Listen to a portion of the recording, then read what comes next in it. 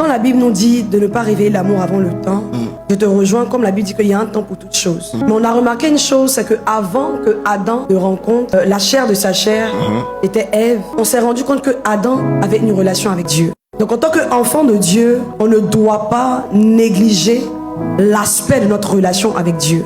Pour quelqu'un qui cherche à réveiller l'amour, je vais dire ça comme ça, quelqu'un qui cherche à avoir une femme dans sa vie, la première chose, ça doit être la relation avec Dieu.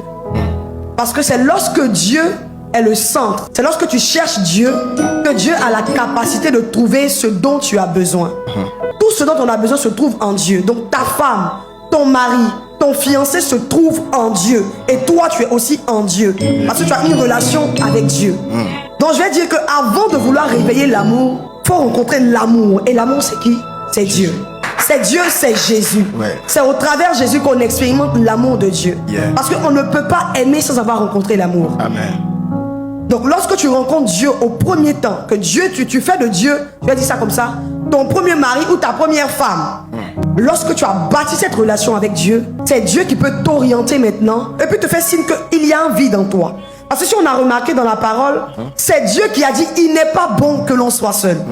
Donc Dieu est capable de dire là maintenant il est temps, il crée la solitude dans ton cœur et il crée maintenant la personne qui va venir vers toi. Mais dès lors que tu n'as pas cette relation avec Dieu, tu seras même incapable de lire la saison ou le temps où Dieu t'emmène à rencontrer ton mari ou ta femme. Amen. On peut acclamer le Seigneur. Yeah.